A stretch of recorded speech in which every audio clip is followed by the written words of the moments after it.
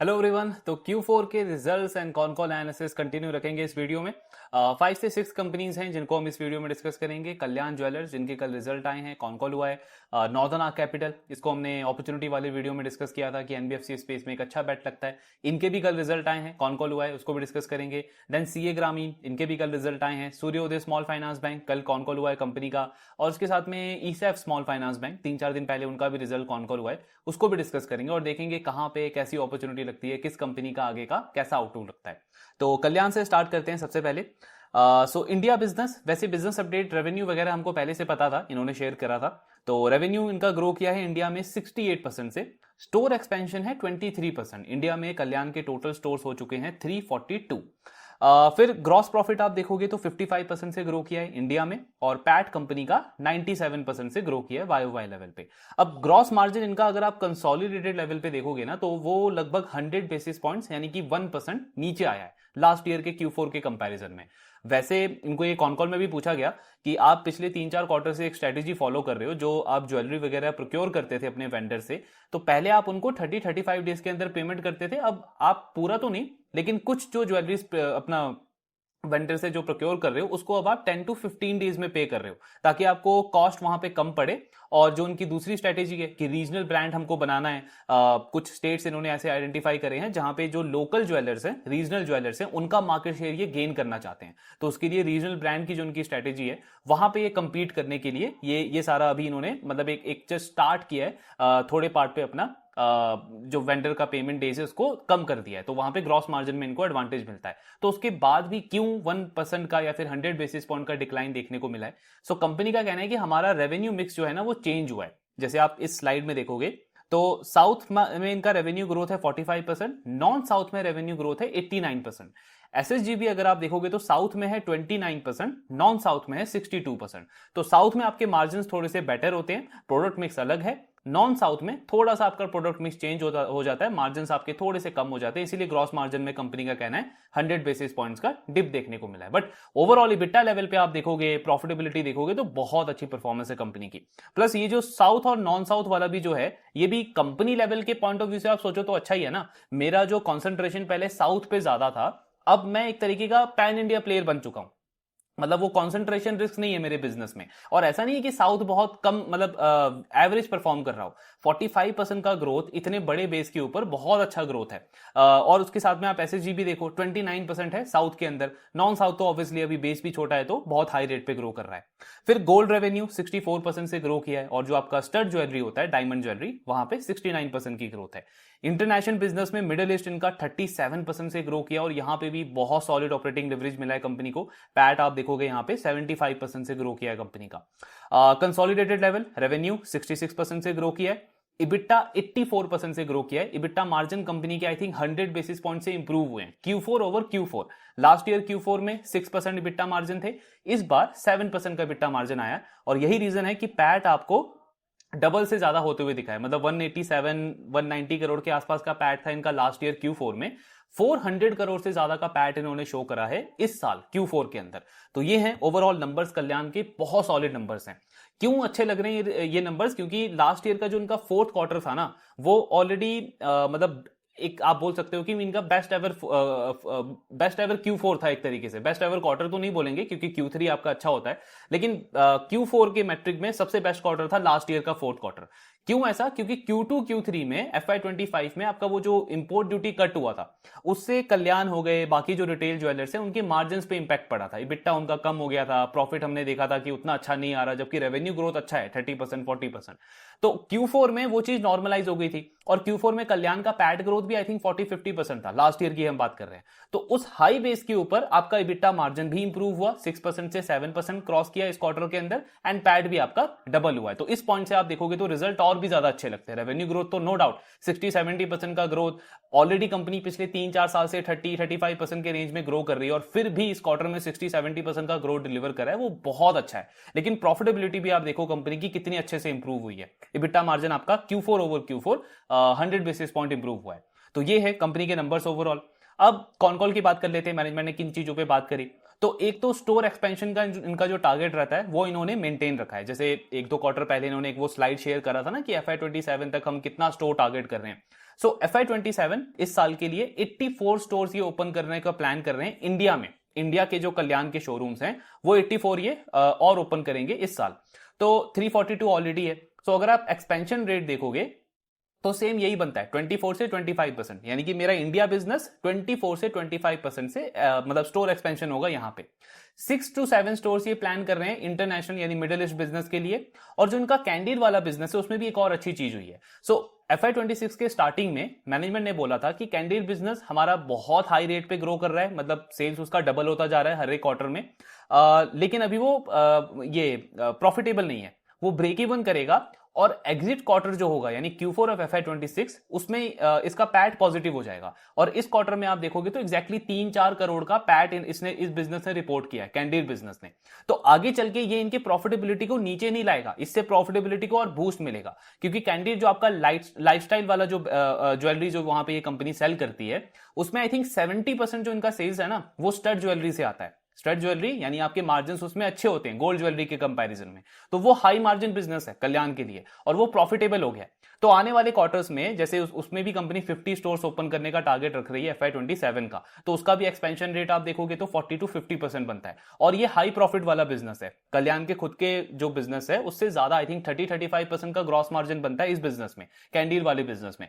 तो ये मेरे प्रॉफिटेबिलिटी को और बढ़ा सकता है FY27 के अंदर। तो ये है इनका स्टोर एक्सपेंशन प्लान, यानी 25 से 30% का overall store expansion company plan कर रही है FY27 के अंदर।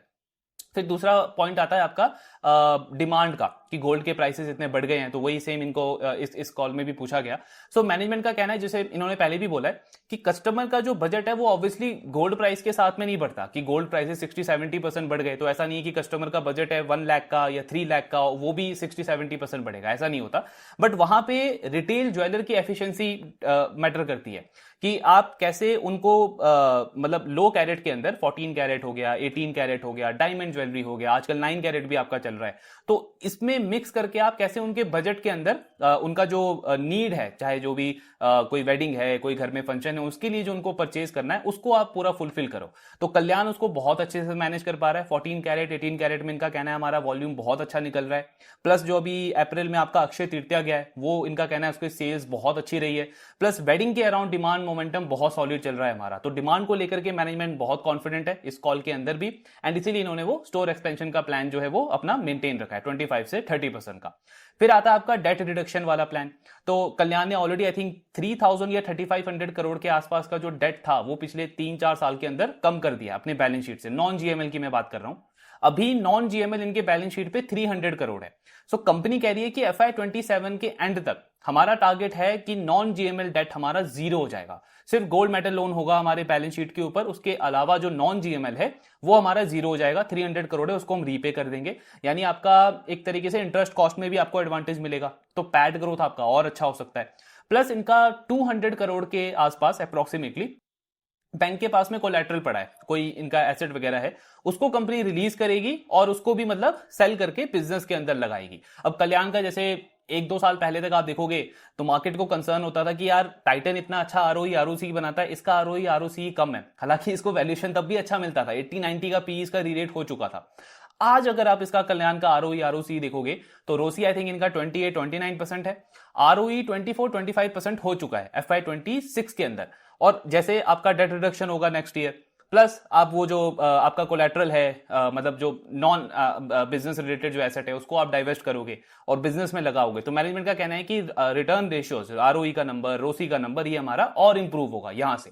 तो ये है ओवरऑल प्रोस्पेक्ट्स कंपनी के। फिर एक और लास्ट चीज डिस्कस कर लेते हैं, जो रीजनल ब्रांड की इनकी स्ट्रेटेजी थी। तो कंपनी का कहना है कि उसका जो मार्केटिंग कैंपेन हमको करना था वो Q4 में हमने नहीं किया, क्योंकि इलेक्शंस थे आपके बंगाल के अंदर, साउथ में इलेक्शन चल रहा था।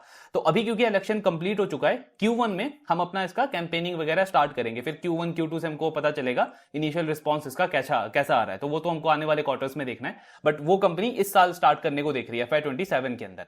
इनका प्लान क्या है बेसिकली, कि जो आपके ये हर एक स्टेट और सिटी के अंदर जो लोकल ज्वेलर्स होते हैं ना, रीजनल ब्रांड जिसको आप बोल लो, अब उनके कस्टमर्स नेशनल ज्वेलर्स के पास नहीं आते। जैसे टाइटन हो गया, कल्याण हो गया, ये जो आपके रिटेल ज्वेलर्स हैं पैन इंडिया लेवल पे, उनके पास में नहीं आते, बजट का उनको प्रॉब्लम होता है। तो वो अभी भी वो जो मार्केट शेयर है वो अभी भी अनऑर्गेनाइज के पास में है। तो कल्याण क्या इनका इनका क्या बेसिकली स्ट्रेटेजी है कि हर एक स्टेट के अंदर ना एक रीजनल ब्रांड ये वहां पे लॉन्च करेंगे, वहां के लोकल प्लेयर से compete करने के लिए, क्योंकि इनके पास में ऑब्वियसली जीएमएल देख लो आप, या फिर सोर्सिंग स्ट्रेटेजी देख लो, वेंडर का जो इनके पास में नेटवर्क है वो काफी स्ट्रांग है रीजनल प्लेयर्स के कंपैरिजन में। तो वहां पे कॉस्ट में, ब्रांड में उस पे compete करेगी और उस कस्टमर को अपने पास लेकर के आएंगे, ये इनकी स्ट्रेटेजी है। तो उसी के लिए कंपनी मतलब हर एक स्टेट के अंदर एक अपना नया ब्रांड लॉन्च करने को देख रही है। FY27 से वो स्टार्ट करेगी, तो उसको देखना है उसका रिस्पॉन्स कैसा होता है। बट बाकी सारी चीजें आप देखो, डिमांड देखो, स्टोर एक्सपेंशन देखो, डेट रिडक्शन देखो, वो बिल्कुल ऑन ट्रैक है कंपनी का, और कंपनी ने बहुत अच्छा किया है। अब वैल्यूएशन की अगर हम बात करें तो रिजल्ट आने से पहले इनका पी था आई थिंक 37-38 के आसपास। रिजल्ट आया, पी कम हो गया, 31 या 32 का पी है अभी स्टॉक का। तो जो हम हर बार बात करते हैं ना कि ऐसे स्टॉक्स जो होते हैं कि जिनका लेटेस्ट रिजल्ट उनके करंट वैल्यूएशन को और सस्ता बना दे, उनमें सबसे ज्यादा प्रोबेबिलिटी होती है कि मार्केट उन स्टॉक्स को रिवॉर्ड करे। स्टॉक सस्ता हो गया ना, 37-38 का पी आपका 31-32 का करंट पी है इसका। और अगर आप फॉरवर्ड पी देखोगे तो जैसे हमने स्टोर एक्सपेंशन की बात करी कि 30% के आसपास का इनका स्टोर एक्सपेंशन का प्लान है, प्लस एसएसजी तो अभी चलो 40-50% है, ये सस्टेनेबल नहीं है। मैनेजमेंट ने बोला है कि लॉन्ग टर्म जो हमारा एसएसजी का टारगेट है वो 10% के आसपास है। तो अगर 25% से मैं स्टोर एक्सपैंड कर रहा हूं, 10% मेरा एसएसजी रहता है, तो मैं कंजर्वेटिव एस्टिमेट भी लू ना, फिर भी 30% से ज्यादा का रेवेन्यू ग्रोथ कंपनी डिलीवर कर सकती है FY27 के अंदर। 30% या 35% के आसपास का आराम से ग्रोथ आ सकता है इनका टॉप लाइन के अंदर। बॉटम लाइन में और अच्छी ग्रोथ होगी, क्योंकि मार्जिन थोड़े बहुत आपके और इंप्रूव हो सकते हैं। स्टड मिक्स आपका बढ़ रहा है, अभी 31-32% है। कैंडील ज्वेलरी जो है उसका भी तो वो स्टड ज्वेलरी का ज्यादा बिजनेस है, वो भी आपके मार्जिन को थोड़ा सा और इंप्रूव कर सकता है। प्लस साथ में आप डेट रिड्यूस कर रहे हो, इंटरेस्ट कॉस्ट भी आपका सेव होगा। तो ये सारी चीजें आपके पैट को भी और बूस्ट करेगी। तो 30-35% का सेम पैट ग्रोथ भी अगर आप अज्यूम करोगे तो फॉरवर्ड पी इनका 24 से 25 का आता है। करंट पी तो ऑलरेडी सस्ता हो गया 38 से 32, फॉरवर्ड पी आता है 24 से 25। बिजनेस का मतलब ग्रोथ रेट कितना है, अर्निंग ग्रोथ कितना है, 30-35% के आसपास। तो पैग रेशियो आप देखोगे 0.7 से 0.8 का बनता है स्टॉक का। मतलब पहले तो उसको चलो वो 80, 90, 100 का भी पी मिलता था, वो अगर हम हटा दें वो एक आपका एक्सेप्शनल केस था। लेकिन अभी ये पैन इंडिया प्लेयर है, मतलब इनका नॉन साउथ बिजनेस देखो, साउथ बिजनेस देखो, दोनों अच्छा कर रहा है। कंसंट्रेशन रिस्क नहीं है इस बिजनेस के ऊपर। और साथ में आप ग्रोथ रेट देखो इनका तो 30-35% कंसिस्टेंट है। आरओई आरओसी ऑलरेडी कंपनी का 25% प्लस हो चुका है। और साथ में आप वैल्यूएशन देखोगे तो 24-25 का है। तो मतलब स्टॉक के री रेटिंग के बहुत हाई चांसेस है, क्योंकि ये नॉर्मल केस में भी इनका पी जो है वो 45 से 50 के बीच में जाना चाहिए, जो अभी इनका 31-32 करंट है, और फॉरवर्ड पी 24-25 का है। तो दोनों चीजें, मतलब जहां पे हम बोलते हैं कि आपका वैल्यूएशन री रेटिंग प्लस साथ में अर्निंग ग्रोथ, वो दोनों चीजें हैं स्टॉक के साथ में। और ये हम बहुत सारे क्वार्टर से डिस्कस कर रहे हैं, कंपनी कंसिस्टेंटली डिलीवर कर रही है। मार्केट का सेंटीमेंट ऐसा था कि स्टॉक को उतना अच्छा रिवॉर्ड नहीं मिला है, बट अभी अगर आप देखो तो अगले साल का जो इनका गाइडेंस है और जो सारी चीजें हैं, तो वैल्यूएशन, कंफर्ट, ग्रोथ वगैरह सारी चीजें बहुत अच्छी लगती है। और वही है कि रिटेल ज्वेलरी स्पेस में इस बार भी कल्याण ऐसा लग रहा है कि टॉप पे ही रहेगा। हर एक क्वार्टर में हम डिस्कस करते हैं, बेस्ट अपॉर्चुनिटी लगती है इसके अंदर, अभी भी वो चीज है। क्योंकि पीएन गाडगिल के भी नंबर्स आएंगे, अच्छे नंबर्स आएंगे, बट उनका वो देखना है कि जो महाराष्ट्र के बाहर जो वो एक्सपैंड कर रहे हैं उनमें उनका ब्रेक इवन बढ़ता है, नहीं बढ़ता है, कम होता है, कैसा रहता है। अभी तक उन्होंने भी अच्छा किया है, लेकिन कल्याण के कंपैरिजन में ऑब्वियसली की जो कंसिस्टेंसी इन्होंने डिलीवर करी है उसकी वजह से ज्यादा पर्सनली मेरे को जो ज्यादा अच्छा लगता है वो कल्याण लगता है। सो रिटेल ज्वेलरी स्पेस में मुझे कहीं भी देखना है तो कल्याण आपका नंबर 1 बैट अभी भी अपना बेसिकली इसने मेंटेन रखा है। नेक्स्ट अब बात कर लेते हैं नॉर्दर्न आर्क कैपिटल की। तो इनके पैड ग्रोथ को आपको थोड़ा देखना है कि मतलब पैड ग्रोथ आपको वैसे थोड़ा ज्यादा दिखेगा, तो उसको थोड़ा सा एडजस्ट करके देखना है। तो इनका रिजल्ट आप देखोगे, सो सबसे पहले एक तो इनका AUM उसमें 22% की ग्रोथ है। अब इनका बिजनेस मॉडल क्या है, एक तो है इनका D2C मॉडल। D2C यानी कि कंपनी खुद से डायरेक्ट लोन देती है कस्टमर को, MSMEs को ये लोन देते हैं इसके अंदर। फिर एक इनका कंज्यूमर सेगमेंट है, और एक इसमें माइक्रो फाइनेंस भी है। उस बुक का साइज काफी कम कर दिया इन्होंने। तो ये 3 सेगमेंट है इनके D2C के अंदर, जहां पे खुद से मैं डायरेक्ट एंड कस्टमर को लोन दे रहा हूं। तो ऑब्वियसली मेरे जो मार्जिन हैं, यील्ड है, वो इसमें ज्यादा अच्छे होंगे। दूसरा इनका लेंडिंग में बिजनेस है, B2B टाइप आप बोल सकते हो, यानी कि मैं दूसरी जो लैंडिंग कंपनीज है उनको लोन दे रहा हूं। जैसे कई सारे स्टेट्स में होते हैं ना छोटे छोटे NBFCs हैं जिनको बैंक से क्रेडिट नहीं मिलता, बैंक को उनको उनपे मतलब रिस्क लगता है, तो बैंक उनको लोन नहीं देता। तो उनको ये कंपनी जो है नॉर्दर्न आर्क कैपिटल, ये उनको लोन देती है। अब उसके अंदर मेरी जो यील्ड है, मार्जिन है, वो कम होगा, क्योंकि मैं B2B लैंडिंग कर रहा हूं, B2C नहीं कर रहा एक तरीके से। तो ये इनका दूसरा लैंडिंग प्लेटफॉर्म है। तीसरा, कंपनी ने एक अपने फी इनकम के ना अलग अलग रेवेन्यू स्ट्रीम्स बनाए हुए हैं। जैसे एक ये क्या करते हैं, प्लेसमेंट करते हैं। तो जैसे किसी कोई छोटी एनबीएफसी है किसी एक पर्टिकुलर स्टेट में, जहां पे उसका मान लो 100 करोड़ का 200 करोड़ का एक एयूएम बन चुका है, लोन बुक उसका बन चुका है, अब उसको फंड चाहिए आगे और ग्रो करने के लिए। तो वो ये क्या करते हैं, मतलब एज अ ब्रोकर वहां पे एक्ट करते हैं और उसके बुक को किसी दूसरी एनबीएफसी या बैंक को सेल करने में हेल्प करते हैं, तो उनको फी इनकम मिलता है बीच में। तीसरा इसी में एक और ये काम करते हैं जहां पे मतलब बेसिकली इनका वो पीएमएस वगैरह है, 2-3 स्कीम्स हैं पीएमएस में, कोटक आपका लाइफ इंश्योरेंस हो गया, एसबीआई लाइफ इंश्योरेंस हो गया, वो उसमें इन्वेस्ट करते हैं। उनके लिए कंपनी इन्वेस्ट करती है आपका ये डेट इसके अंदर, मतलब लोन वगैरह जो कंपनी देती है उसके अंदर, और वहां से भी इनको फी इनकम आता है। तो ये इन्होंने फी इनकम के 2-3 अलग अलग रेवेन्यू स्ट्रीम्स बनाए हैं। लेंडिंग बिजनेस इनका मेन है ये D2C वाला, जहां पे कंपनी खुद से लोन देती है। तो उसमें ग्रोथ कितनी है, 22% की। और ये D2C मिक्स की आपको क्या बता रहा है कि जो हमारा खुद से लोन देने वाला बिजनेस है D2C, उसमें अब हमारा कितना टोटल एयूएम में कितना कंट्रीब्यूशन है, 59%। ये लास्ट ईयर था 50% के आसपास, लास्ट क्वार्टर में था 55% के आसपास। मतलब सिंपल लॉजिक आप समझो, जब मैं खुद से जो लोन दे रहा हूं एंड कस्टमर को, उसका मिक्स जैसे मेरे एयूएम में बढ़ेगा ना, तो मेरे मार्जिन भी इंप्रूव हो जाएंगे।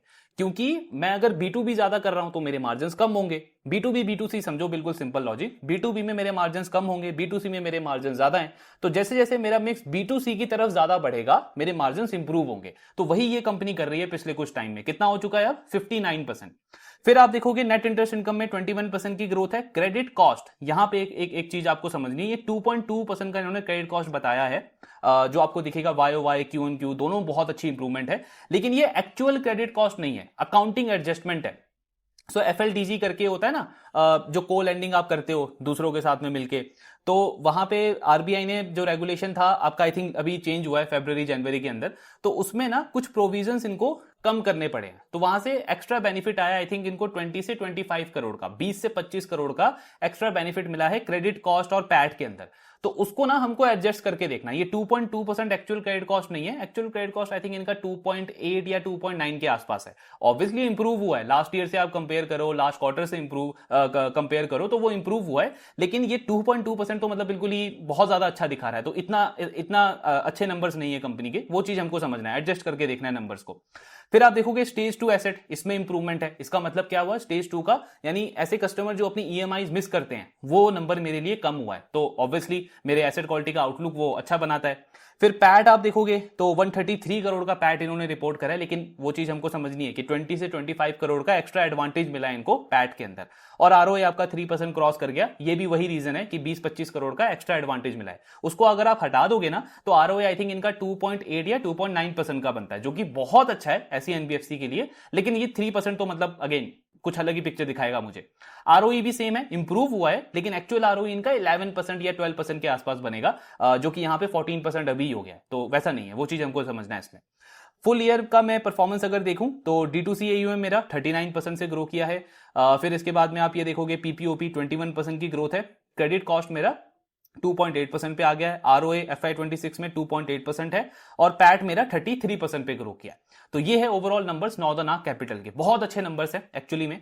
अब इन्होंने जो कॉन कॉल में चीजें बोली हैं, तो अपने गाइडेंस को ना मोटा मोटा मेंटेन रखा है। जैसे AUM ग्रोथ का टारगेट इन्होंने बोला है कि जो GDP है उससे 3 टाइम हम ग्रो करेंगे। तो 22 से 25% का ग्रोथ ये टारगेट कर रहे हैं अपने लोन बुक के अंदर। बहुत आराम से कर सकते हैं, बुक का साइज अभी छोटा है, 10,000 करोड़ भी नहीं आई थिंक। तो इतना ग्रोथ कंपनी आराम से डिलीवर कर सकती है। MSME इनका जो बुक है वो तो आई थिंक 40 या 50% पे ग्रो कर रहा है, उसमें काफी अच्छी ग्रोथ है।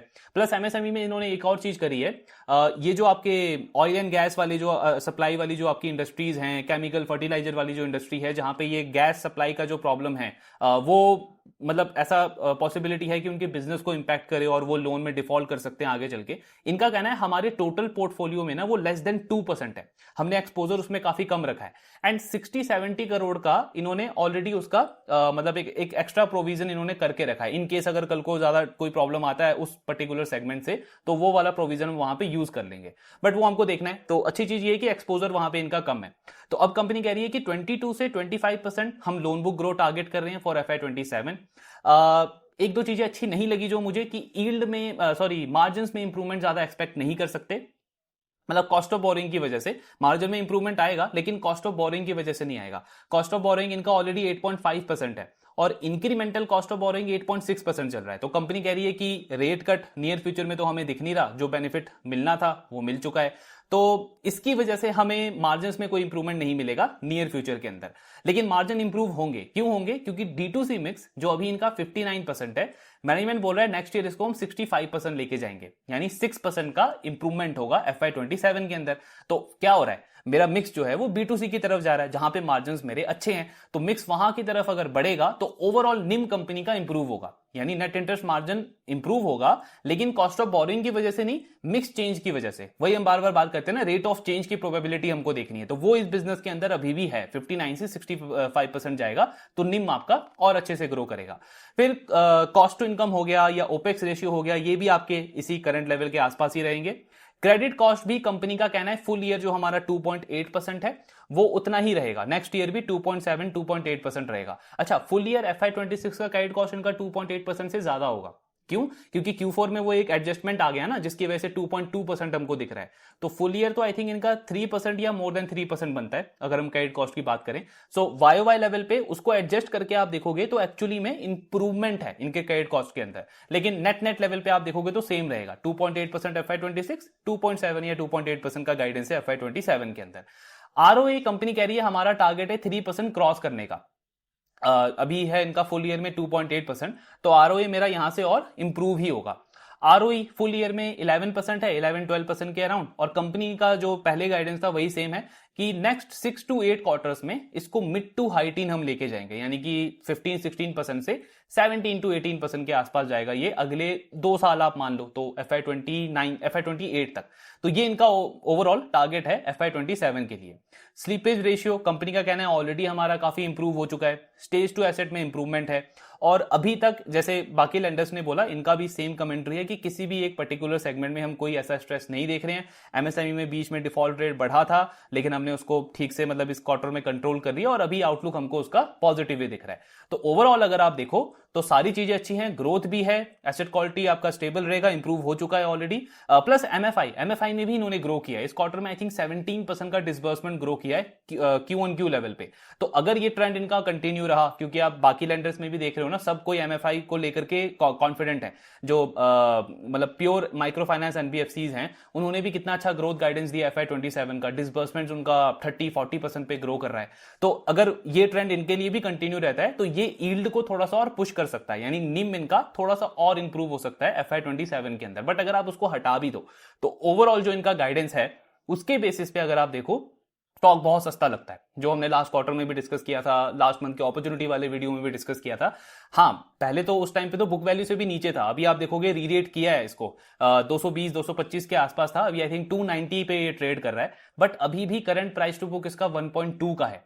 और ये सारी चीजें जो हमने डिस्कस करी हैं, अगर इनका मतलब ये इस डायरेक्शन में बिजनेस जाता है, जो कि लग रहा है अभी तक तो उन्होंने किया है, तो ये एग्जीक्यूशन अगर इनका कंटिन्यू रहा तो मतलब कम से कम ऐसी NBFCs को 2 से 2.5 का प्राइस टू बुक तो मिलना चाहिए, क्योंकि ROE आप बिल्कुल 3% के आसपास डिलीवर कर रहे हो, ROE आप अर्ली टीन के आसपास पहुंचने वाले हो। क्रेडिट कॉस्ट हमने इंडस्ट्री में देखा, सिर्फ इस कंपनी का नहीं है कि ऐसा कोई वन ऑफ हुआ है, आप इंडस्ट्री में देखो, चाहे बैंक्स हो, NBFCs हो, डाइवर्सिफाइड NBFCs हो, हर एक कंपनी का एसेट क्वालिटी इंप्रूव हो रहा है। तो मतलब ये आपको ट्रेंड बता रहा है कि अगर ये चीजें कंटिन्यू रही, जिसकी प्रोबेबिलिटी ज्यादा है, तो सिर्फ वैल्यूएशन ही स्टॉक का आराम से डबल कर सकता है, प्राइस टू बुक 1.2 से बहुत आराम से 2 प्लस जा सकता है, और साथ में आपको अर्निंग ग्रोथ भी मिल रही है 30 से 35% की।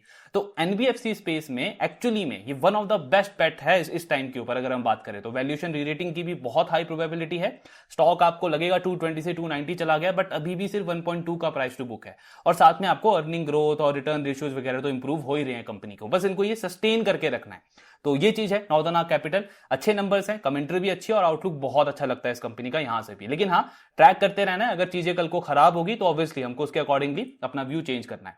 तो ये था डिस्कशन नॉर्दर्न आर्क के ऊपर। अब जल्दी से डिस्कस कर लेते हैं CA ग्रामीण को।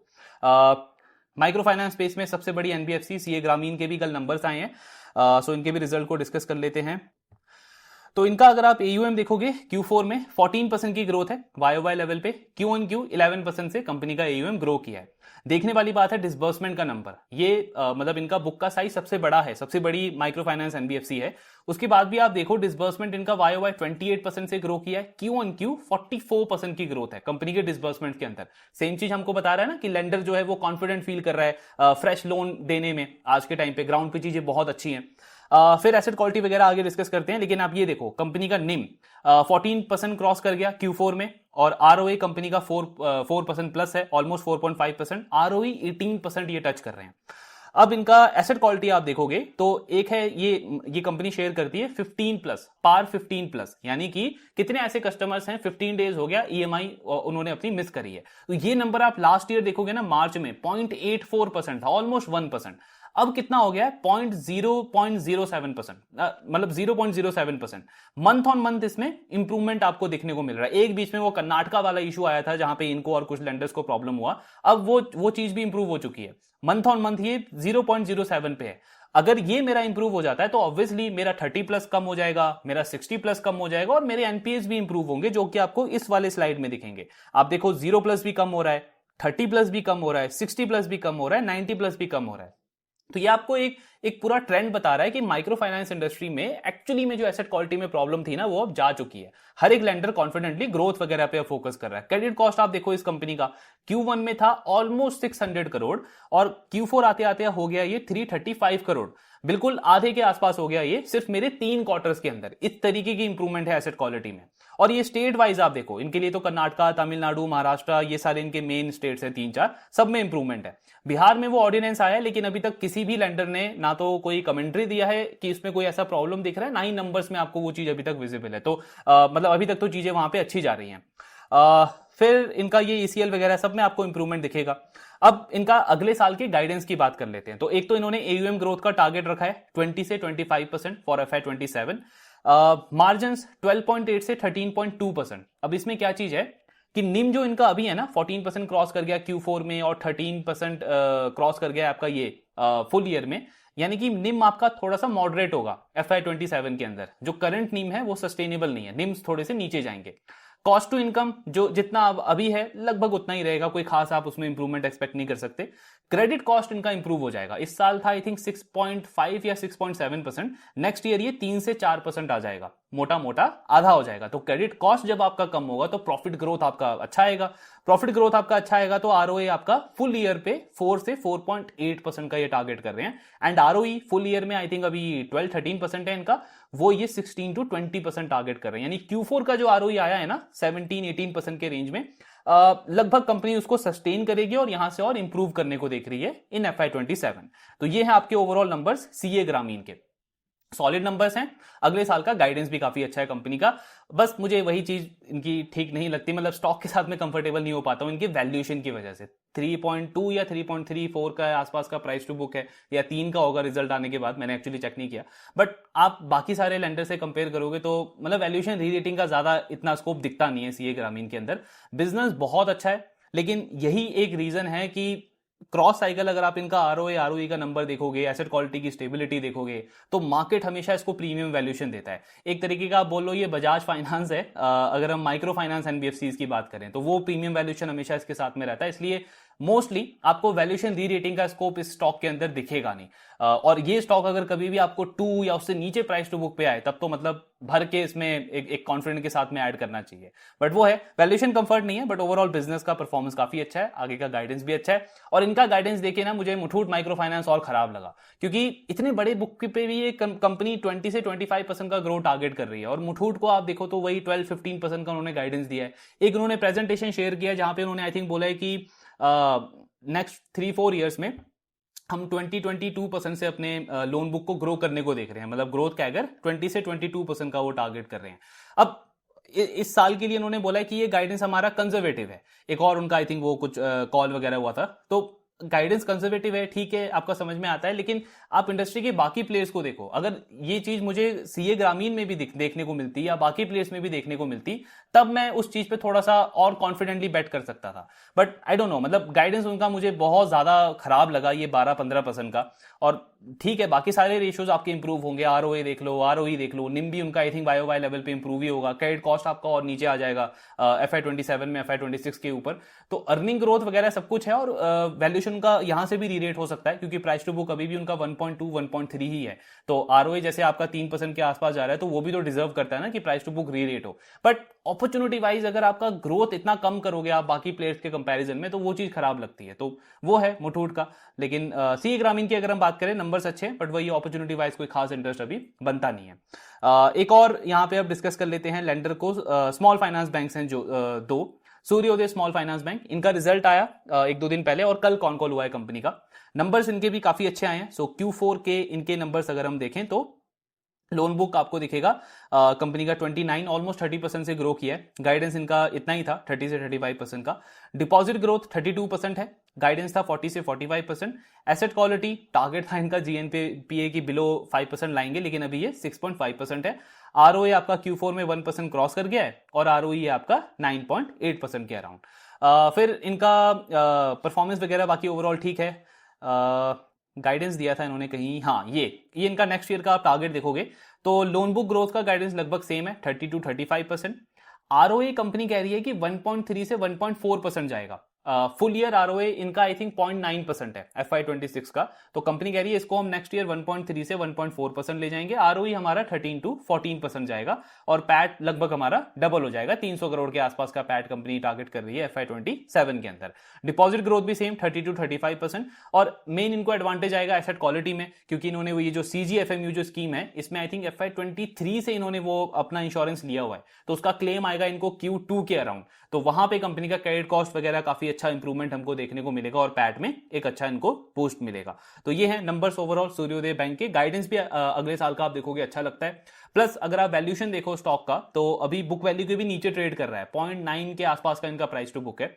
तो मान लो अगर मुझे जैसे हमने कुछ टाइम पहले डिस्कस किया था जना को, वो जो लास्ट मंथ जो हमारा वो अपॉर्चुनिटी वाला वीडियो था लैंडिंग स्पेस पे, कि स्मॉल फाइनेंस बैंक में जना हो गया और एक्विटास हो गया, ये दो सबसे अच्छे बेट लगते हैं मुझे आज के टाइम पे। ऑलरेडी काफी रीरेट वो हो चुके हैं, हालांकि जना मुझे अभी भी अच्छा लगता है, क्योंकि 1 के आसपास का ही प्राइस टू बुक है उसका, तो यहां से भी आराम से रीरेट हो सकता है। लेकिन अभी उसकी जो वो री-रेटिंग का जो वो चांसेस हैं वो डिपेंड करता है एग्जीक्यूशन के ऊपर, कि आने वाले क्वार्टर्स में वो आरओए आरओई के नंबर और एसेट क्वालिटी जो उन्होंने कमिट किया है वो सस्टेन होते हैं या नहीं होते हैं, वो चीज हमको देखनी होगी। वो होता है तो अगेन वो वहां से री-रेट हो सकता है। बट मान लो अगर आज मुझे बेट लेना हो स्मॉल फाइनेंस बैंक के ऊपर, अगर किसी एक पर्टिकुलर बैंक पे, तो सूर्योदय एक अच्छा बेट हो सकता है, क्योंकि बुक वैल्यू के नीचे है, और आरओए जैसे हमने इनका Q4 में देखा ना कि 1% ऑलरेडी क्रॉस कर चुका है, आरओए 10% के आसपास है कंपनी का। तो इनको बस ये नंबर्स ना सस्टेन करने हैं आने वाले क्वार्टर्स में।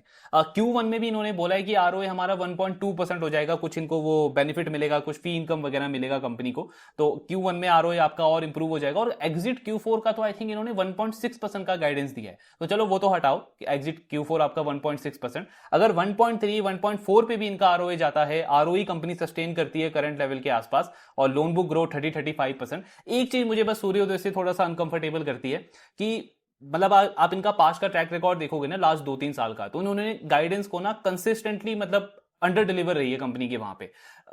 गाइडेंस ये दे देते हैं, एक टाइम पे 35-40% का भी ये ग्रोथ गाइडेंस देते हैं, और तब इंडस्ट्री बहुत अच्छा कर रही थी, लेकिन डिलीवरी कंपनी की 25-30% रहती है, तो वो चीज थोड़ा सा मतलब कॉन्फिडेंट कम कर देती है इसके स्टॉक के ऊपर। लेकिन हाँ, जो वैल्यूएशन है वो आपको मार्जिन ऑफ सेफ्टी देता है, तो एक अच्छा री-रेटिंग का कैंडिडेट बनता है सूर्योदय स्मॉल फाइनेंस बैंक। मतलब स्मॉल फाइनेंस बैंक स्पेस में अगर मैं देखूं तो एक अच्छा बैट है सूर्योदय।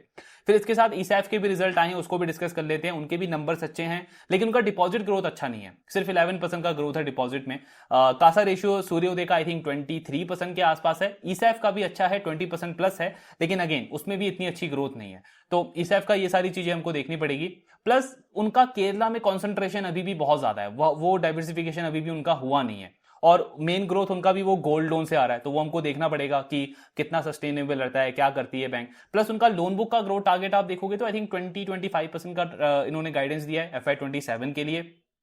एंड आपका ये एसेट क्वालिटी वो इनकी इंप्रूव तो हुई है, लेकिन उनको ना FY27 में कुछ और प्रोविजंस करने पड़ेंगे। तो क्रेडिट कॉस्ट में आपको ज्यादा इंप्रूवमेंट नहीं दिखेगा ईसैफ स्मॉल फाइनेंस बैंक का। गाइडेंस उन्होंने FY28 का दे दिया कि हम 2% क्रेडिट कॉस्ट टारगेट कर रहे हैं, बट FY28 में, अब FY28 में कौन सा क्रेडिट साइकिल होगा पता नहीं, तो उतना मतलब 2 साल के ऊपर मैं बैट नहीं कर सकता। मुझे देखना है कि किस प्लेयर में प्रोबेबिलिटी है कि जो नियर टू मीडियम टर्म में मतलब ऑलरेडी इंप्रूवमेंट दिखा रहा है और उसको बस उसको सस्टेन करना है, थोड़ा बहुत इंप्रूव करना है। तो ईसैफ बैंक आप देखोगे अभी वो 2% टारगेट से बहुत दूर है। आरओई भी उन्होंने 2% का टारगेट दिया है, मतलब पर वही है, मैं सिर्फ गाइडेंस के ऊपर बैट नहीं कर सकता ना, मेरे को एक्चुअल डिलीवरी चाहिए। तो वहां पे ईसैफ अभी लैग करता है। वैल्यूएशन आप देखोगे तो अगेन उसका 0.8 के प्राइस टू बुक पे वो स्टॉक ट्रेड कर रहा है, मतलब अंडर आपका अंडर वैल्यू लगेगा, री रेटिंग हो सकता है, लेकिन मतलब उतना कंफर्ट नहीं आ रहा उस बैंक को देखते हुए, क्योंकि सूर्योदय आपको ऑलरेडी 1% का आरओए क्रॉस कर चुका है, एसेट क्वालिटी इंप्रूव हुई है कंपनी की। CGFMU एक बड़ा